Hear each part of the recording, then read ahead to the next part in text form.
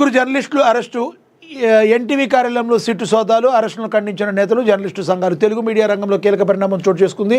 ముగ్గురు ఎన్టీవీ జర్నలిస్టులను పోలీసులు అరెస్టు చేశారు. ఓ మంత్రి, మహిళా ఐఏఎస్ అధికారిని టార్గెట్ చేస్తూ కథనాలు ప్రసారం చేసినందున అదుపులోకి తీసుకున్నారు. NTV input editor Donthu Ramesh, ఇద్దరు రిపోర్టర్లు పరిపూర్ణాచారి, సుధీర్లను అర్ధరాత్రి అరెస్టు చేశారు. ఎలాంటి ప్రొసీజర్ లేకుండా, నోటీసులు ఇవ్వకుండా అరెస్టు చేయడాన్ని ఎన్టీవీ సిబ్బంది ఖండించారు. మాజీ మంత్రులు కేటీఆర్, హరీష్ రామారావు, కేంద్ర మంత్రి బండి సంజయ్, బీజేపీ చీఫ్ రామచంద్రరావు జర్నలిస్టులను అరెస్టు చేయడాన్ని ఖండించారు. ఎలాంటి నోటీసులు ఇవ్వకుండా ఎన్టీవీ ఆఫీసులో సిట్ అధికారులు సోదాలు చేయడం సరికాదన్నారు. అరెస్టులను పలు జర్నలిస్టు సంఘాలు కూడా ఖండించాయి. 100% ఇది వాస్తవం. ఏదైనా ప్రాబ్లం ఏదైనా నిజంగా ఉంటే షోకాజ్ నోటీసులు ఇవ్వాలి, అసలు ఏం జరిగిందని తెలుసుకోవాలి. ఎటువంటివి లేకుండా అరెస్టు చేయడాన్ని మరి జర్నలిస్టు సంఘాలన్నీ కూడా ముక్తఖండంతో ఖండిస్తున్నాయి. మరి దీన్ని ఏ రకంగా తీసుకెళ్తారు, ఎంతవరకు ముందుకు వెళ్తుంది అనేది మనం వేచి చూడాల్సిన పరిస్థితి. ఇక అదేవిధంగా ఎన్టీవీపై సీఎం రేవంత్ సీరియస్ అయ్యారు. లైసెన్స్ రద్దు చేయాలంటూ ఆదేశించారు. తెలంగాణ మంత్రి ఓ మహిళా ఐఏఎస్ అధికారిని టార్గెట్ చేస్తూ కథనాలు ప్రసారం చేసిన వ్యవహారంపై సీఎం రేవంత్ రెడ్డి ఎన్టీవీపై సీరియస్గా ఉన్నట్లుగా తెలుస్తుంది. ఆ ఛానల్ లైసెన్స్ను రద్దు చేయాలని కోరుతూ కేంద్ర సమాచార శాఖకు లేఖ రాయాలని అధికారులను ఆదేశం జారీ చేశారు. కథనాలపై ఐఏఎస్, ఐపీఎస్ అధికారులు తీవ్ర ఆవేదన వ్యక్తం చేసిన నేపథ్యంలో సీఎం ఆగ్రహం వ్యక్తంగా ఉన్నారు. బూతు కథనాన్ని సోషల్ మీడియాలో ప్రచారం చేసిన వారిపై కఠినంగా చర్యలు తీసుకుంటామని హెచ్చరించారు. ఈ వ్యవహారాన్ని మద్దతిస్తున్న బీఆర్ఎస్, వైసీపీలకు సరైన సమాధానం ఇవ్వాలని పార్టీ వర్గాలను ఆదేశించారు. ఎన్టీవీకి మద్దతుగా మాట్లాడిన జగ్గారెడ్డిపై కూడా రేవంత్ అసహనం వ్యక్తం చేశారు. ఈ బూతు వార్తా కథనం వెనుకున్న వారు ఎంతవారైనా అరెస్టు చేయాలంటూ ఆదేశాలు జారీ చేశారు. కష్టపడి సివిల్ సర్వీసెస్కి ఎంపికైన మహిళా అధికారుల పట్ల ఇలాంటి కథనాలు ప్రచారం చేయడం వాళ్ళ ఆత్మగౌరవాన్ని దెబ్బతీయడమేనని ఐఏఎస్ల సంఘం ధ్వజమెత్తింది. ఫిర్యాదుల మేరకు దీనిపై కేసు నమోదు చేసుకున్న పోలీసులు ముగ్గురు ఎన్టీవీ జర్నలిస్టులను అరెస్టు చేశారు. ఏది కూడా అతిగా చేయకూడదు. అతిగా చేస్తే అది అనర్థాలకు దారితీస్తుంది అనడానికి ఇదే ఒక ఉదాహరణ. ఎందుకంటే జర్నలిస్టుకి మరి ఏదైతే జరిగిన విషయంలో నోటీసులు ఇవ్వకుండా అరెస్టు చేయడం ఎంత తప్పో, మరి అదేవిధంగా ఒక ఐఏఎస్ అధికారిని మరి వ్యక్తిగతంగా టార్గెట్ చేస్తూ వికృతంగా మరి రాయడం కూడా అంతే తప్పు. ఈ విషయంలో సీఎం రేవంత్ ఏదైతే చాలా సీరియస్గా ఉన్నారు. మరి ఎవరైతే జర్నలిస్టును అరెస్టు చేశారని బీఆర్ఎస్ పార్టీలు, బీజేపీ పార్టీలు గోలగోల చేస్తున్నాయి, వైసీపీ పార్టీలు బీఆర్ఎస్, వైసీపీ పార్టీలు గోలగోల చేస్తున్నాయి, వాటి మీద కూడా చలోక్తులు అయితే ఇవ్వడం అయితే జరిగింది.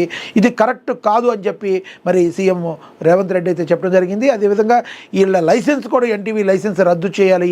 మరి ఇలాంటి కథనాలు ఎలా రాస్తారు, ఇంత బాధ్యతారాహిత్యంగా ఎలా ఉంటారు అని చెప్పి సీఎం రేవంత్ రెడ్డి సంపూర్ణ అసహనాన్ని వ్యక్తం చేశారు. ఇక ఎన్టీవీకి కొంత మద్దతుగా మాట్లాడే జగ్గారెడ్డిని సైతం మీద కూడా తీవ్ర అసహనం రేవంత్ రెడ్డి వ్యక్తం చేసినట్టుగా కూడా ప్రచురించడం జరిగింది. చూడాలి రానున్న రోజుల్లో మరి ఇది ఎటువంటి స్టెప్ తీసుకోబోతుంది అనేది మనం వేచి చూడాల్సిన పరిస్థితి. ఇక ప్రతి ఒక్కరూ మన సంస్కృతి సంప్రదాయాలను కాపాడుకోవాలి. కార్పొరేటర్ గందె కల్పన నవీన్ మరి చెప్పారు. 200 మందికి పతంగులు పంపిణీ చేసినారు కార్పొరేటర్. వరంగల్ నగరంలో 28వ డివిజన్ పిన్నవారి వీధిలో వరంగల్ జిల్లాలో మహేష్ బాబు యువసేన ఆధ్వర్యంలో స్థానిక కార్పొరేటర్ ఈ రకంగా పిల్లలకి పతంగులు అయితే ఇచ్చారు. పతంగులు ఇచ్చారు, కానీ జాగ్రత్తలు అయితే చెప్పాల్సిన అవసరం ఉంది. ఈ రోజున పిల్లలు ఎవరైనా కూడా 100% చాలా మీరు పతంగులు ఎగరేసేటప్పుడు చాలా జాగ్రత్తలు తీసుకోవాలి. పెద్దవాళ్ళ ఆధ్వర్యంలో మాత్రమే పతంగులను ఎగరవేయాలి. మీరు ఒక్కళ్ళే మేడపైకి వెళ్ళి పతంగులు ఎగరేస్తే మాత్రం చాలా జరగని ప్రమాదాలు జరిగే అవకాశం ఉంది.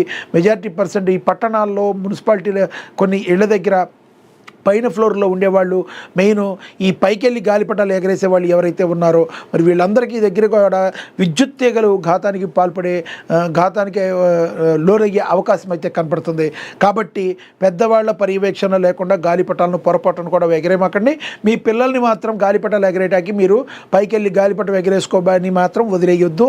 ఇటువంటి పండగ పూట అపశృతులు జరగకూడదు.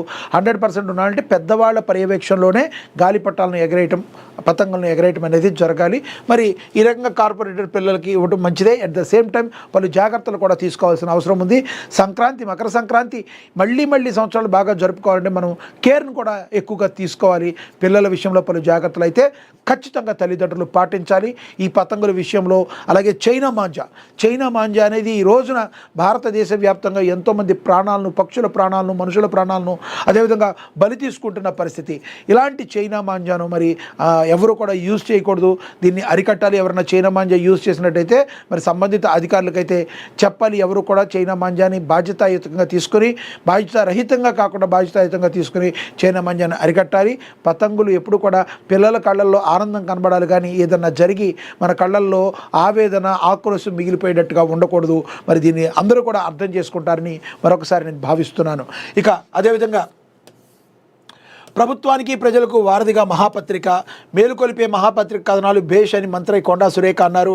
2026 మహాపత్రిక క్యాలెండర్ను ఆవిష్కరించారు మంత్రి కొండా సురేఖ.